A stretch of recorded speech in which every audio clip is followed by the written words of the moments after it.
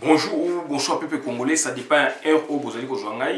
Gagne de l'ami Christian Bolabiama, membre peuple mokozu, peuple souverain, combattant, résistant, révolutionnaire, PNI. Nazali PNI parce que nazali ko défendre mboka nangai, nazali ko défendre yango na ko défendre yango na ko tikate na ko limbate et donc mboka eza na problème boyebi yango et yango wana donc toye ko défendre yango to défendre yango donc na ba moyen de bord autoza nango. Et les autres mingi koloba makamu oyo eleki na Congo. Oyo eleki na Congo ba mususu ba yebi te. Donc yango toye ko informer peuple na biso donc que donc na Congo lelo yo avion moko ba betyango lance-roquette. C'est ça, ba betyango lance-roquette. Ba to ba betyango lance-roquette pour expliquer bino et donc ba lobi 8 personnes ba koufi mais d'après l'information biso aujourd'hui na Kingakati bazali donc 100 personnes 80 à 100 personnes ezali mingi ba soldats ba militaires oyo Félix Antoine Tshilombo atinaki bango na formation pona basa la sécurité na ye et mingi ba kufi ba boyinde ba lobela batu bazali 80 ou 100 personnes et ko pesa mobulu na mboka batu mingi ba koza déranger surtout batu oyo balandi Félix ngulu puisque mingi nde bango ba kufi. Et donc, il y a un moni bazali donc caché selon qu'il y ait 7 morts, boé, tout ça, etc. Donc, il y a mikolo o ezali ko ya bourouillé ba famille mingi ezali ko lela batu o ya bango ba kufi. Sujet na biso to intitula mo boye donc RCD Roubewa va détruire, donc RCD Roubewa et détruire Antonov, il y a Félix Antoine Tshilombo. Et puis, il y a eu 180, enfin, il y a eu 80 à 100 morts. Il y a un autre qui a riposté à Félix et Koya Kan. Il y a un autre qui a précisé, Bino, te poser question. Donc, Félix a riposté à jamais. Félix a riposté à jamais. Ce qu'il a bien riposté, c'est-à-dire qu'il va tester. Prochainement, il y a un kende. Donc, il donc premier et dernier avertissement. Donc, expliquer bien la cause nini o ememi, tu as RCD et compagnie. Donc, c'est-à-dire sur la RCD et compagnie. Donc, Roubewa na Kabila. Colère va jouer pour la base et l'on a pourquoi. Et puis, prochainement, ezali Félix Antoine Tshilombo. Puisque ba bomi ba oyaye. Ba bomi baye. Donc, lobby ezali yemoko. Puisque avion na pe et uti kaka ndenge ya keneki na ba Kivu kuna na retour ya avion mususu. Batu mususu ba koti na avion mususu Antonov. Et puis donc voiture blindée na ekoti ba saboter yango. Ba saboter yango to ko expliquer bino parce que Maniema Nord Kivu Sud Kivu donc le Kivu intégral, c'est la zone de prédilection ya banani donc ya RCD Goma. RCD Goma boye biango ezali parti agresseur ba transforma yango na parti politique. Suite à l'accord oyo ye kuna bozali na kata parlement bondima ki boza misolo pona koteka mboka. Bondima boza misolo pona kokotsa ba Rwandais. Bo pesi bango donc droit va se transformer soit disant accord politique va se transformer donc sa reconversion rebelle parti politique. CNDP et Kota Bongo, RCD et Kota Nengwana, M23, etc. Raison pour laquelle d'autres, comme Sabino, avion Antonov, béton massas d'après information de na Kingakati, ezali donc RCD Roubewa, puisqu'on est allé terrain naïe. Et tu expliquer pourquoi Roubewa sali bongo. Donc voilà. Et pour la koyeba, il faut te décrire Batu. Puisque dans le cas d'un sujet, tu es donc Roubewa d'un côté, d'autre côté, Félix Antoine Tshilombo. Donc il faut te décrire nani pour déjà pourquoi il est commis boé. Et puis caractéristique il y a bango moko ezali ndengeni.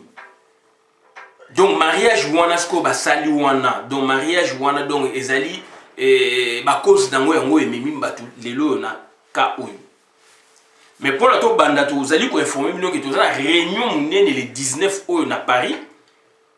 Pour la précision makasi bo benga Babé Masombo, bo benga Pichu Chomongo. Donc ezali na Maurice Ravel. Mais ba place ma donc ezali limité. Donc esengeli ko benga Babé Masombo, esengeli ko benga mutinyo so azali appelé à Roya, mais ba place ezali limité. Bo bengi Pichu Chomongo, Babé Masombo, yango toza ko benga batu pe à Belgique. Batu ya Allemagne, batu ya Boya pour na to sala ba stratégie parce que Félix Antoine Tshilombo a royé en France à limité a yoki sonité na oya Belgique to ko sepelisa na France. Pour la ko sepelisa ya moto ni réunion stratégique les 19 et puis donc après to sala sous sit-in na Quai d'Orsay. Ezali kaka na mois oyo donc ezoki ne rapide et que ya roya mois prochain. Donc déjà information de PC à moi et puis nazali ko senga na bandeko ebele o balandi Félix Antoine Tshilombo. Donc prochainement ezali Tshilombo et yeba que Tshilombo tant ba ko descendre yé bino ba ko kanga bino lo kwa mbinzo puisque ba touti ba yebi bino ba touti ba yebi ba congolais et particulièrement ba yebi bino ba fanatique aveugle ya Félix Antoine Tshilombo. Donc, une fois Félix va atteindre, donc ça dit, va atteindre partiellement. Et ça, c'est calendrier, parce que vous m'avez njoku, na parc Salonga, bazo beta njoku masasi, na ma kolbabi wana basali commande. Après, ba ko achever. Puisque moi qui m'ezate, ba beta na masasi na ma koloti dit, ba oya ko bomber bien. Donc, c'est la même chose.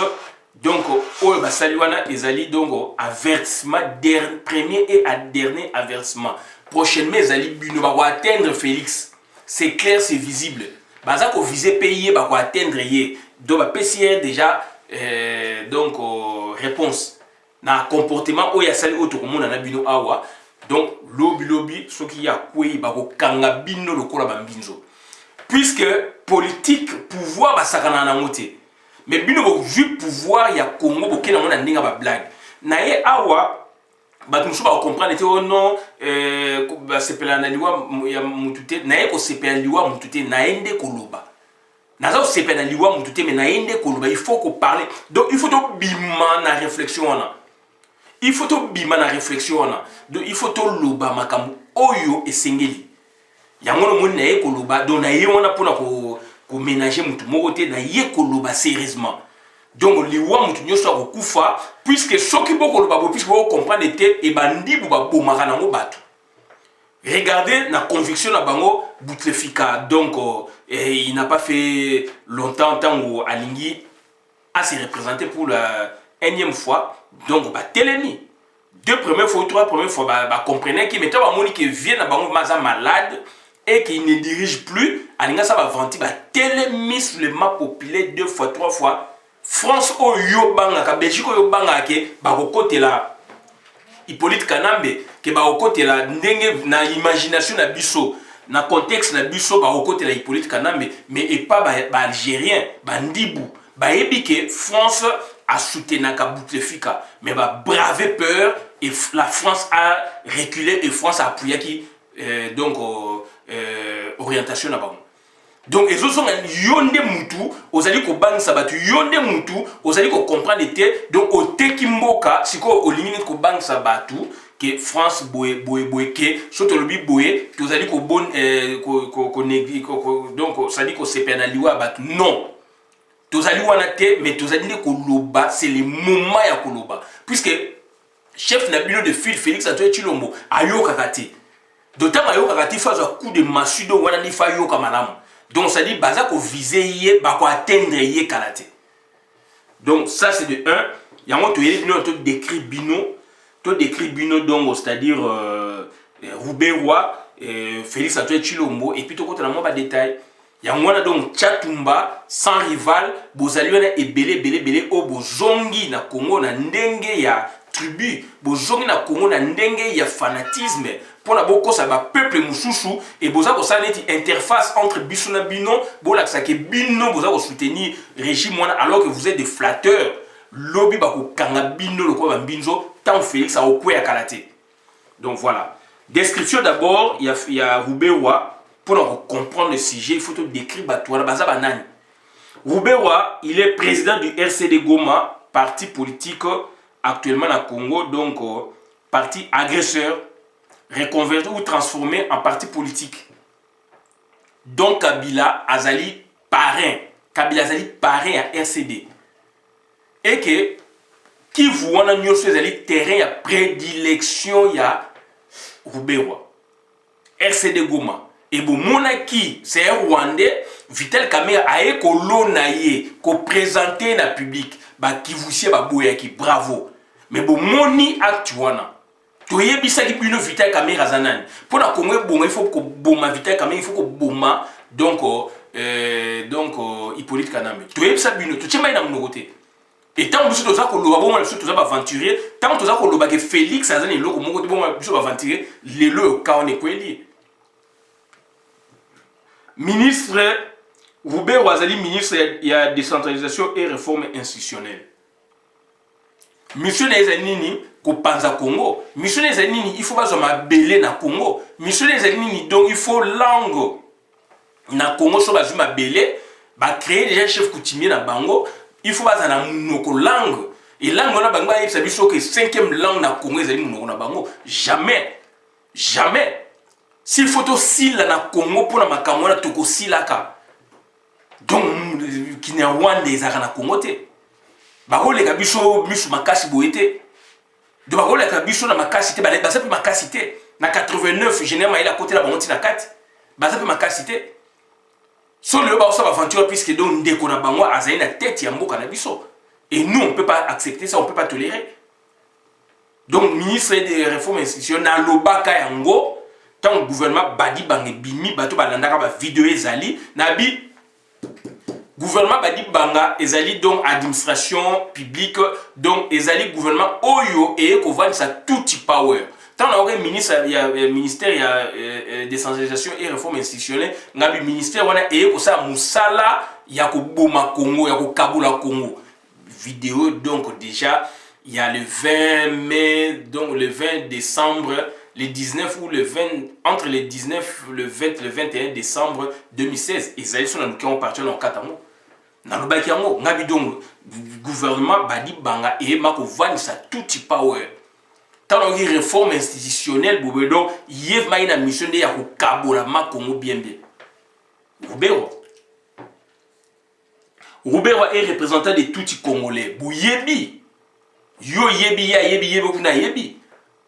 Mouboule maina est ne ba misa mouboule et qui y riposte ba ndeko so autochtone ba congolais et que donc ba bomaki touti ba bomi utu Roubero a telemaki a gangi likolo ngomba caméra telemaki a gangi likolo ngomba oya lobi ya za représenter ba touti congolais okuna bi ya za représenter ba utu congolais ba yoka ki optionité ba yoka ki sonité ba oka biso sonité ba kei inde ba kei na Bukavu inde ba zongi ba kei komona kengwa dondo Rwandais wana dongo tuti polonais donc koko na bango papa na bango muto akota masa pouvoir na bango evana na Congo ye wana oya tourna Kazaki na Mobutu ye wana oyo ke mwana Mobutu donc manda lobi en vidéo ezali tourné donc na RTNC. Et le bas que donc bah tout n'est question papa na bango mutachaka kengwa do no premier ministre était te démontrer yango donc ezalaki nini donc ça ba réseau ya papa ya kengwa dondo polonais donc juif yene mutu a vite trempé na Mobutu après ce qu'on a utilisé relation ya papa na ye ba juif ba polonais moi na Mobutu manda que son âme repose en paix à loba yango na micro ya Wivin Moleka na journaliste mususu la ba vidéo ezali. Donc, c'est que nous avons parlé de Bango. Oyo asala ke deuxième force, il y a touti en Afrique centrale, Afrique de l'Est, il y a Makas après Barthélemy Bisengimana, Oya a créé Kengwadondo, n'époque où Barthélemy a créé, tout tu as bimisé Moutou, Oya Zubo Konzi Mbende, en Afrique centrale, en Afrique surtout centrale et na Congo, puisque terre de prédilection, c'est-à-dire Congo, c'était Kengwadondo. Yem t'a créé Vital Kamerhe, Yem t'a créé tout Songolo Pakala. Donc bakine ko muna yé président ya Sénat na bino yé mutapesi par procuration place na yé il faut appeler ça petit na yé Alexis Thambwe Mwamba mutu a créé Alexis Thambwe Mwamba Burundi touti c'est ndeko na yé Kengwa Dono bazali on ebele molongo molai poste on a donc Kengwa Dono na simbisi leki na yé petit na yé bango na bomba touti Alexis Thambwe Mwamba. Voilà. Roubert, ministre de la Défense du gouvernement parallèle de Tutsi Power. Puisque le gouvernement n'est pas gouvernement, deuxième gouvernement Zali, tu es Sarabuno. Deuxième gouvernement Zali. Oyo yé donc Roubert Azali ministre intérieur, mais ministre de la Défense. Officiellement, Zali ministre, il y a réforme institutionnelle, décentralisation, etc. Réforme institutionnelle, mais officieusement, il a encore un autre ministère clé, ministère de la Défense. Sur base à deux méthodes. Toquer la méthode textuelle, texte et le binini ou méthode juridique, référence dans les textes, et le binini, si koyo to monique, donc réponse est satisfaisante T, ou donc est complète T, to se poser la question pourquoi en est-il ainsi? D'où maintenant c'est une deuxième méthode terrain, terrain ça le banini.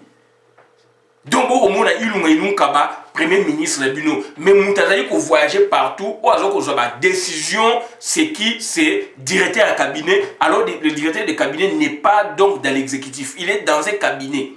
Il n'est pas dans le gouvernement. Mais c'est lui qui prend les devants, c'est lui qui prend les décisions. C'est lui qui décide. C'est lui le premier ministre de fait. Donc, c'est-à-dire, il y a le premier ministre de fait, puisque, ce qui est a eu problème à quel tribunal bako ça ba fait ba makamo o ezali réalité ndenge bouti nango na terrain bo swana ki bo bunda ki eza conflit parcellaire yo lo binini ya lo binini ba benga mo ba fait ba retracer ba fait siko juge ou magistrat a rolinga kata makamo wana a rotala makamo bino bo lobi sur le plan juridique ce que ezali justifié ou pas ndé ya ju décision. Puisque il y a un juriste à Rotala, il y a beaucoup de l'État et le binini. Na makamu bino bolobi. Na mayelo yaza na Moscou à Rotala à Likamuboué et Zaboué, Likamunda a une décision. Mais sur le plan de fait, c'est très efficace. C'est ça la sociologie des faits. Sociologie d'un problème. Sur le problème juridique, n'est allé donc kandé le binini pour pas payer sa mot raisonnement, pas payer sa mot sanction. Donc sur le plan de fait, autre chose comme on a un terrain. Oyo droit le biboité, o mikane le biboité, mais autre chose comme on a intérêt, c'est autre chose. Et c'est là où intervient l'autre méthode, la méthode sociologique. Donc, observation participante dans la technique est belle, observation participante, ou participation observante, ou terrain.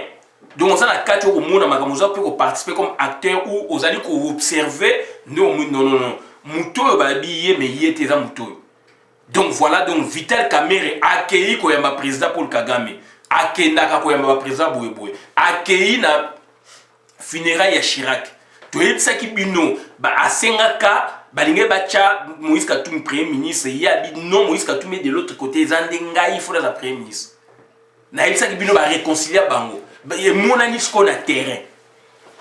Donc ça dit on a anticipé sur le jeu to zelaté que on a la capacité d'anticiper sur le choses puisqu'on est un laboratoire. Torozelaté que makambe sala maboué na koloba. Oui, n'a pas l'aptitude ou on a la information bimi na lobby. Mais ils ont la capacité d'anticipation. On anticipe sur les choses. Quand on vous dit, peut-être on ne se comprendra jamais.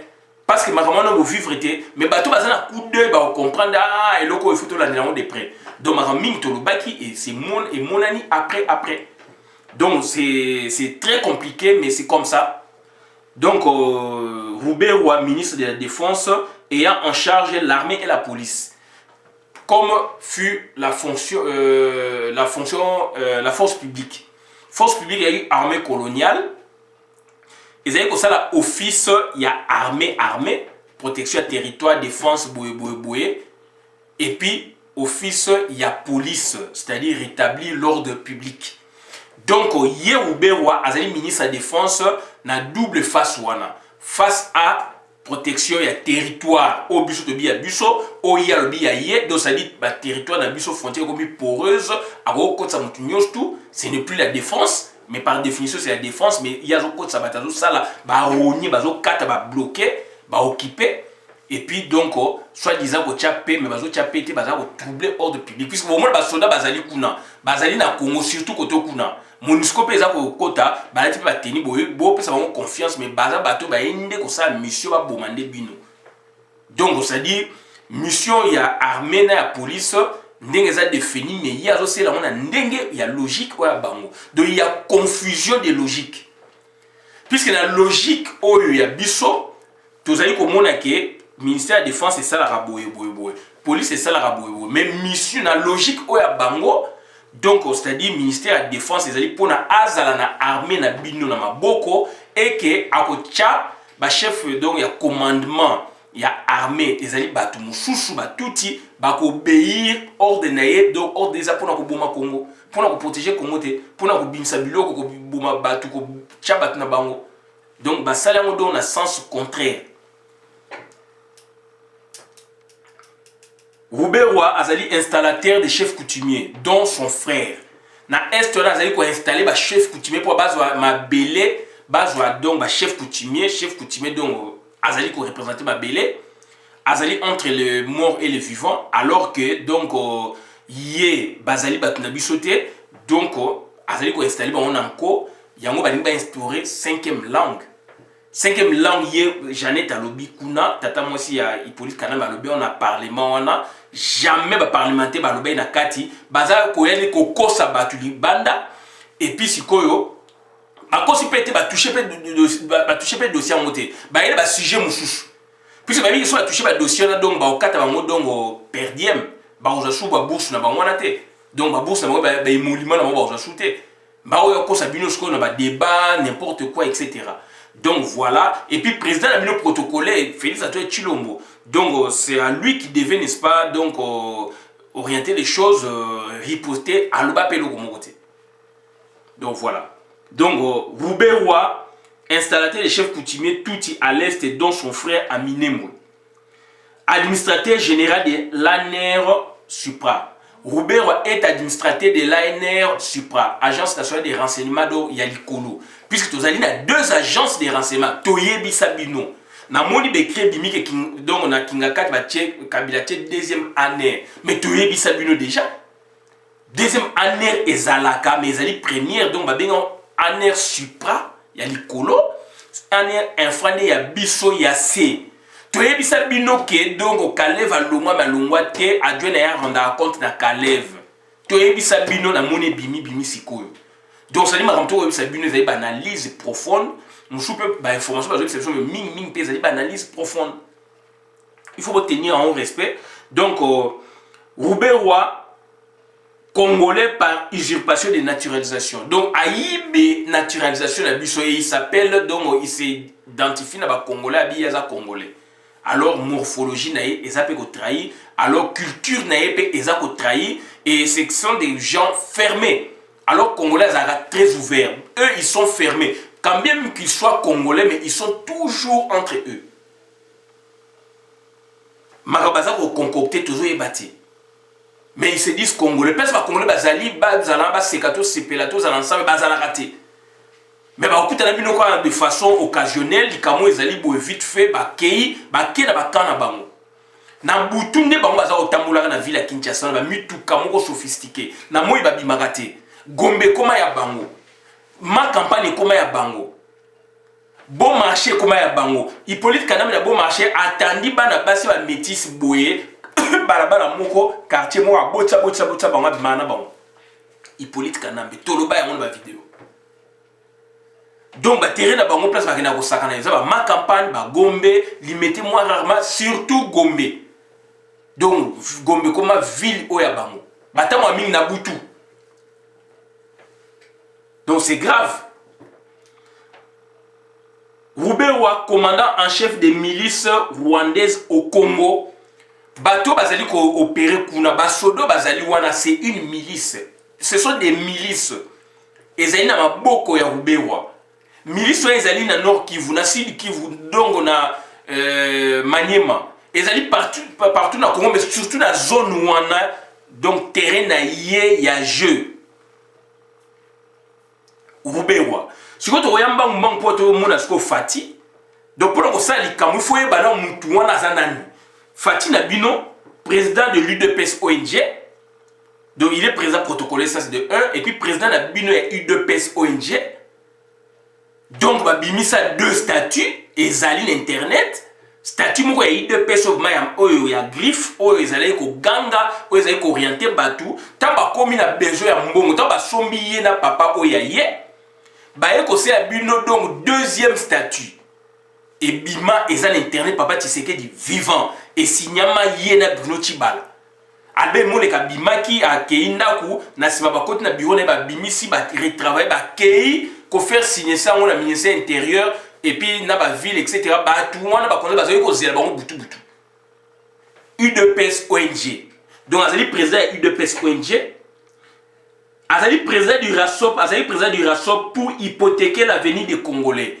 À Salaki Yango, papa Naye, quand bien même à Tchaki, donc au Moubak comme premier ministre, donc potentiel, il y a gouvernement, puisque UDPS Ngeko Premier ministre, entre guillemets, puisque tu l'as dit, te belé, acteur, il y a un moment, il y a un rasop, mais le vieux avait une aura telle que, donc, à s'imposer qui, donc, à proposer qui, Valentin Moubaki, et lui, son fils, à Boyaki, Boye Biango, et à traîner qui battu derrière, il y a Boyaki.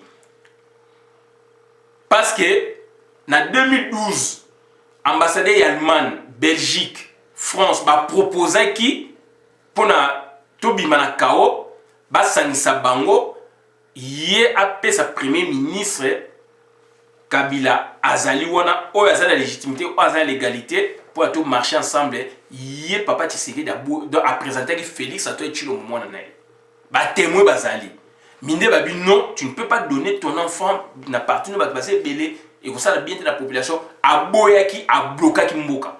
Et aye ko zong sa biso na 2000 tant siko yemo a sepene lengine ba tek asmis ba sombiye siko nde donc andima ki siko nde ko pesa mubake na cette fois là puisque communauté internationale et yaki pe ko chama boko na ba processus ya ba dialogue tout ça ba accord et que cette fois là pour na ka flatter communauté internationale ba mona ke donc à s'agir donc a cheki Valentin Mubake et que moi na ya yebaki masolo Valentin Moubaki peut-être aïe baki makamonate yango mwana na ya boyaka papa to soula ka boyete mais batu ba comprendre kate donc c'est-à-dire mwana na ya donc Félix a été le président du RASOP pour hypothéquer l'avenir des Congolais ou du Congo complice et complaisant de Kabila pour déconstruire la vérité des urnes donnant victoire à Mafa avec 62%. Il est acteur principal oyo ba yokani na Hippolyte Kana pour ba boma ba résultat au peuple vote sanction ba sali na endroit na ye na endroit ya Kabila ba bimisa Martin Fayulu. Il est complice et complaisant. Donc azali auteur ou co-auteur ya ba biloko wana. Félix Antoine Tshilombo. Il est usurpateur d'identité des diplômes donc il y a université. Donc, ça dit, ou école spécialisée, donc ça dit, c'est un usurpateur d'identité et de diplôme. Félix Antoine Tshilombo. C'est un psychopathe politique. C'est un malade politique. Félix Antoine Tshilombo. Alors, la minute prêt à changer. Aïe, bino makambo boye, aïe, bino version paix, aïe, bino tribalisme, et tout ça, confusion dans mon naïe. Donc on n'arrive plus à les saisir. Tu n'arrives pas à une fois tout n'est côté dans scanner. Tant que jour bon, bah toi mon va aventure, mais tout le monde vrai. Et ça dit qu'au fin mais on voit. On l'a observé il y a longtemps. Asa ba déficience mouchouchou, bisu to ba déficience mais o ya yé vraiment donc les à lobby boy na minute à lobby boy. Gratuité scolaire, abimi sango boum. Gratuité scolaire pas du courage. Ya kokena mukengeli soit disant tanga kuna ba tuni question ma gratuité scolaire o ayebité mais comment on ça a relever des défis mais qui ne sait pas que Congo peut relever des défis dans tous les domaines où sur tous les secteurs il y a vie à Congo. Il y a pas Congolais. Mais sauf que gestion des habits, qui ne le sait pas. Voilà, batan liba, ba maliban, na maluba wana, ba bete maboko ba gangi. Mais Moutouana, c'est un psychopathe politique. C'est un malade politique. Et je sais qu'il faut la cure, donc il y a donc la cure vraiment donc pour que azonga malam, azonga kisi mama kasi. Il faut, je vous dis c'est vrai. Il faut un monde battre la Moutouna. Il faut à ça va tester pas un psychiatre, un psychologue. Félix Antoine Tshilombo. C'est un rêveur et un naïf politique. Et en politique, quand vous êtes rêveur, dans le mauvais sens, et vous êtes naïf, donc, c'est-à-dire, ça ne marchera pas. Quand vous êtes naïf, je peux dire, je peux me contredire. Puisque la bengue psychopathe, nabi sou naïf, nabi rêveur. Beaucoup kolobaki na se contredit, non, ça se complète. Donc ça se complète, c'est ma caractéristique. Donc par moment, il azarabo, par moment, azarabo, par moment, azarabo. Donc vous êtes sur un sujet, lui, il n'est pas là. Alors que vous le voyez, vous croyez qu'il participe. Dans le débat, il n'est pas là. Mais il vous reviendra une autre fois pour vous contredire, pour remettre en cause. Ou pour inventer un truc, donc simultanément, ça va remettre en cause, donc, déjà, vous savez, ça c'est Félix Antoine Tshilombo. C'est un sécessionniste social. C'est un sécessionniste social, c'est un séparatiste. Allah qui s'est approuvé en la face du monde. Et à ça, on a un mouvement avec conviction. C'est un sécessionniste né. C'est un séparatiste. Sécessionniste de social. Donc, a mis sécession sociale depuis qu'il a commis donc au président protocolaire. A créé milice Oyaye, a créé camp Oyaye. Jusqu'à nous parler de tribu. C'est un tribaliste viscéral. Na kacha makila na aden na ndaku na bango. C'est un vrai tribaliste. Il ne sent que, donc, il ne respire que du tribalisme. Il ne rêve que du tribalisme. Dans son entourage, c'est du tribalisme vivant. Félix Antoine Tshilombo. Confusionniste est né. Bokolo Bakela se confond, non, à sa psychopathe, à sa rêveur, à sa boébodo, confusionniste est né. En naissant, c'est un confusionniste. En naissant, il est confusionniste. Donc, comme caractéristique, Sikoyo, voilà, il y a une grande donc, caractéristique, c'est une caractéristique vraiment donc, fondamentale. Les RCD Goma et compagnie, puisque RCD, ils allaient travailler, ils allaient continuer à AFDEL, ils allaient partir à AFDEL, partir à PPRD, partir à FCC. Donc, les RCD Goma et compagnie ont les pratiques ou la pratique de détruire les avions. Et ils allaient pratique na bango Roubewa. RCD, AFDEL, Boé, Babomaka, Bavion, Babeta Rango lance roquette depuis Rwanda. Monde entier yebi. Yango to yebi si bino ke donc loko wana ezali bango mutu basali yango toji ba information na kingakati. Donc RCD Goma ba détruit Antonov. Pona bango ko tirer bateau en l'air ba betila sur roquette avion kwea pona bazana cause mbu puis ba silika likamboe elobela bango rien. Donc, ce total comportement na bango, il y a des mercenaires wana ezali bongo. Na 94, ba bomaki avion ya Biarimana, boye biango et koti génocide na Rwanda. Na 98, Alexis Tamwe Mwamba, actuellement président du Sénat, a bomaki avion a déclaré na RFI à la poursuite même na Belgique. Na 2012-2013, boye biango ba bomaka tumba mwake. Quand tu m'as dit moto, bomi avion, bête on lance roquette. Mais comme par hasard, Chichambo Rwandais abimi, donc au chouchou matin d'un pogno Rwandais abimi, c'est sauf. Mais donc visait qui nani, quand tu m'as dit, c'est l'air pratique, c'est dans l'air ADN. Y'a on a dit bako lupa ka Félix Antoine Tshilombo. Pour un avion, c'est rien, ils vont détruire l'avion. 2019, bomi logistique militaire, il y a Fatina 180 personnes. Puis ça fait partie de la logistique. Personne n'a matériel. N'a mutuka blindé. Tout, lingi bleu qu'on a blindé. Donc Félix il se sent protégé. Parce que petit cahier, il y a un moment où il y a un moment où il bien.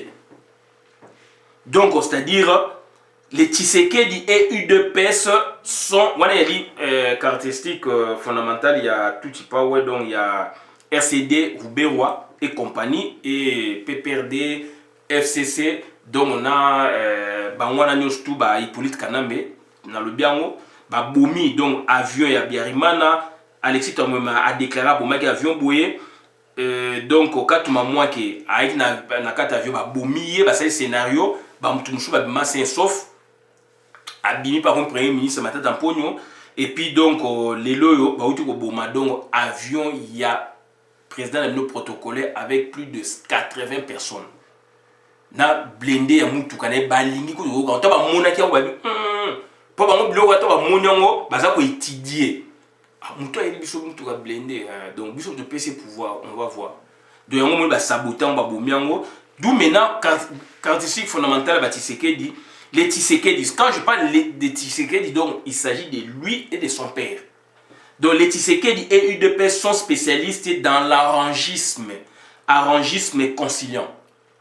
Donc avec les diables. Les Tshisekedi et UDPS sont spécialistes dans l'arrangisme conciliant avec les diables. Donc bayo kana arranger, jongler pour na balaksana batukeneti eloko moko malamu salami boye et puis bayokani balingi conflité. Donc c'est ça oyo Félix Abalaye ko tambola nango na monde alaksake, il y a eu transfert de pouvoir sans effusion de sang. Et yemo kobolanda yango na 2016, c'est leur discours ya UDPS. On a dit pour achever mission ya UDPS directoire. UDPS directoire vidéo ezali il y a fondateur baloba yango to kata pe to tia yango nini UDPS entend collaborer avec l'AFDEL. Paul Kapika a cette tournée euro-américaine. Raymond Moukonka, je pense. Oui, Raymond Moukonka, je pense. Hier, à l'Obini, il président qui basa président UDPS, président Nyosake, na Anterbeck. Bakene na Anterbeck. Na Anterbeck, bakene kuna donc yokani pour na AFDEL et quota sans effusion de sang. Sans effusion de sang, Félix Tshilombo en 2016. Que donc, c'est-à-dire, pour kende en douceur la transition, pour que Makila est tangaté. C'est le même discours tenu déjà en 96-17. Na Koukou, et en 2012, Awa, dans la vidéo Ezali, Félix Azan na Monoko, Memel Bino Yango. Dernièrement, ONG de Mikolo, il y a moins d'une semaine, ONG Mona Congo, Bosaï Moussa Kitoko, il faut Hippolyte Kanam, il faut Kangaye, il faut Sambisaye. Non, Mbalamoko, Bertin et Wanga, Guignol, Wana, Bertin et Wanga, on a ensemble. Alors, non, il faut petit Makamwana, puisque donc, Toboy Makele, Bitumba, Namboka, Boé, tout ça, donc, Akumisif, donc, Hippolyte Kanam, Nandengmo, Sakanate. Bertrand Ewanga, Guignol, professeur en carton. Nalobian Aza professeur en carton. Membre ensemble, président est ensemble. Burundais Rwandais wana la mouka fait donc c'est-à-dire Martin Fayulu donc à l'acquis que yemuta de kene élection yemuta azali ko benda bendele ya makambu ya vérité des urnes donc Pierre Lumbi a koki en moté yewana longwe akei wapi alandi sikoyo cash donc azongi donc na tuti power azongi donc cash ngolo bani FCC PPRD UDPS basangani azongi na nzela na ye akoki kotote et akomi ko saba déclaration inutile naza ko senga na Pierre Lumbi il faut arrêter ozali Rwandais Burundais ozonga na mboka na bino. Ce que nous même dialogue que jamais tu ça dialogue na Rwandais na Burundais. Et là maintenant je lance le message même à Monseigneur Ambongo puisque aza ko proposer le bien mais to boyi na ba Rwandais na ba Burundais na mboka na biso. Donc Pierre Lumbi, président ya Ewanga, voilà ba discours ba obtenir azongi na place né originale. Donc avec mutu ya renseignement donc service à renseignement boy donc il y a Hippolyte Kanami azongi puisque a koki kota mafate. Voilà. Donc c'est très important donc boyebi makambo to loba et c'est l'Obama. Il faut se séparer des Kabila. États-Unis lobby, Macron lobby, on a Kenya, Batutu lobby, il faut se séparer na Kabila. Bayebi que pouvoir on les alliés à bienti. Félix ne dirige rien, ne contrôle rien. Boyebi mutalobi on boketu wayambo. Félix il doit démissionner. Boketu wayambo, ultimatum est kwei. Et ça peut continuer. Pour qu'il y ait la paix, il faut qu'il y ait justice. Docteur Mukwege. Donc voilà ma caractéristique makamu oyo ba lobby. Et ça pour l'accès mutuana zane loko mokote. Donc ba discours na ba fantaisie zo sala wana et ça ba donc ça ba artifice zo l'accès wana donc azane loko mokote. Donc ça dit doit-il se séparer de Kabila avec quels moyens et selon quelle procédure? Ah oui, que se séparer de Kabila na moyen et selon quelle procédure puisque ba bifa se séparer de Kabila. Voilà puisqu'il y a bien ça président de la République donc on suppose que c'est lui qui a l'impérium. D'où maintenant ce que zo l'accès que azana rien. Fati a-t-il la sécurité et le renseignement du pays? Non.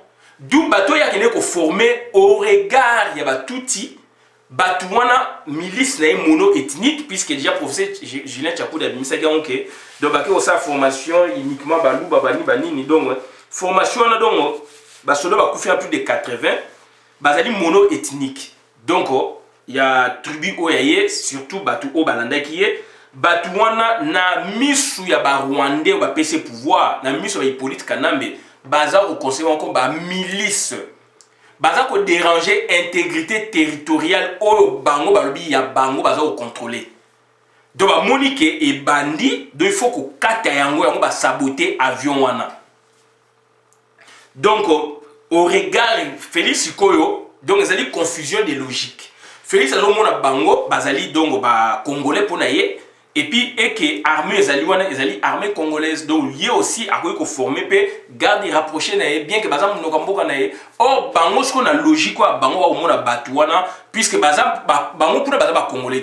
D'où ba au monde a battu à Félix Mbalamogo, bazali batu oyo, bazali dit ba dangereux pour la bango, donc c'est-à-dire bazali donc c'est-à-dire bazali ba au monde a bango armée loyauté ba au monde a bango donc eza donc milice et ça armée moko donc milice d'où il faut saboter à moko s'il s'angomba la moko comme ça va contrôler Félix bien puisque balene ti ko joindre moi ba position pour na bango pour na bisoté d'où il faut pas s'il s'ango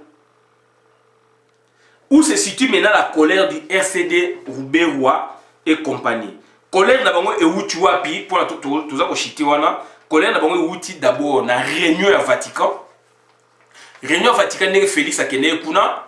Donc, on a une proposition car Monseigneur Cardinal Ambon a proposé, d'où Hippolyte Kanambe se sent donc éjecté, se sent donc en dehors. Ça c'est de 1 et que Félix Menem Takoumou qu'on allait devant. Ils ont passé Kanda. Deuxièmement, co-direction Oya Lobby. Donc, dit le bon Salaki, Abimisi Ango, Félix c'est quelqu'un sur le pression à l'Obaka. Azo Kokati. À lobby deal au Salina Kabila qui va diriger suite à une petite question. Bah il sait que aux marionnettes boum que non nga za marionnette te ngam na bimisi ba soldat na bimisi soki na bimisi ba politicien na sali boye et que to kana na Kabila to ko diriger mboka à deux co-direction na misu ya monde télévision monde à se dévoiler sans caïba na subconscience. Il parle du tribalisme facilement. C'est comme si donc Aoliangouba n'était allé à l'aise na bateau parler de tribalisme de façon négative. Donc c'est un sécessionniste social. Tribalisme on a ce que aye sabino une semaine près ou 2 semaines près P aye ko prone P kuna. O P aye ko prone kuna et P sous kana na RCD parce que on est allé terrain na bango. Bako ko linga pété. Ce qui pèse bango de faut baloba. Ezali Félix cité. Félix a un discours ya P. Et puis alobi ke akoyaka kuna soki vraiment réellement paix et koti. Ce sont des discours et déranger ba tout power. Babi me muto ya ko reverser biso. Donc ya ko paix. Donc au biso de ça pour la bango, pour la Félix, maintenant cette fois-là, il s'est dit il va rétablir la paix. Pour la bango ba mona ke il y a la paix alors que ba boma batu ba ko boma batu. D'où maintenant une petite confusion na terrain, na discours, le discours est passé. Discours est l'équipe, bah tu vas monique que lui il parle de la paix. Mais dans notre temps, il vous parle de tribalisme, puisque Bango Kabaïb, c'est qu'il faut parler de tribalisme pour nous séparer des Congolais. Si vous parler de la paix, il y a une vidéo qui anticipe toujours que paix, na tribalisme, na vol, na détournement, tout ça, ils allaient donc utopie. Donc ils allaient démagogie. Ils allaient donc usurpation. D'où ce que maître naïe, RCD et compagnie, babi mais non, donc to nisko wapi. Donc c'est un confusionniste, il y a un moni donc à saboter biloko naïe. Donc voilà, à lui bien j'y reviendrai lorsque le territoire sera libéré. Lequel? Quel territoire? Quel est ce territoire qui sera libéré? Donc ce sont des discours oyo, na ba représentation nango, oyo énervé, ba tout power. Mais est-ce que le discours est à tenir? Est-ce qu'ils allaient foncièrement pour les Congolais? Est-ce que Amnaye et Bandi Kozonga, ou il le fait par plaisanterie, par confusion d'être démontré le bosso, sans qu'ils s'en rendent compte, alors qu'ils ont dérangé de part et d'autre. Il y a moins de 2 semaines, à un tribalisme, à l'Obaka, à Zonga, à TV, à monde. Tout va bêter ma bouche. Accueillir la Est Kuna, accueillir la paix. Pour le tout il fallait le parler de la paix. Et puis, à l'objet, que donc, s'il faut mourir, pour que la paix rétablie, à mourir. Il y a un autre que, tu vas altruiste. Il y a une qualité, il y a un altruiste, il y a un individualiste. Donc, à bout le pouvoir, il y a peuple. Il y a Martin Fayulu, il y a peuple. C'est un individualiste, c'est un égoïste. Donc il n'est pas altruiste. Mais toi, pour la bataille altruiste. Exemple, Simon Kimbangu, exemple, donc il y a Lumumba, exemple, donc Martin Fayulu a confité, mais abondé le peuple. Puisque ben ça qui est, Moutaliboso m'a boyi. Donc lui, il n'est pas altruiste. Donc discours naïe et c'est contredit dans le terrain. Alors, maître Oyaye va créer, va travailler pour le baboye, va checker ma kamnamunokwa le baboye. Donc, le discours a tenu vis-à-vis de la Ezali pour la biso depuis que non, il a bien pas. Non. Vis-à-vis de la on a cette vidéo, il faut la vidéo, on dirait que vidéo donc ça dit confuser Zali. On ne peut pas donc mélanger tribalisme d'un côté, donc on a paix, yum toujours besoin président de la République, et aussi maté. Discours, on a et bêti batou, nous on a compris. Mais Rwandais, ce qu'on va saboter.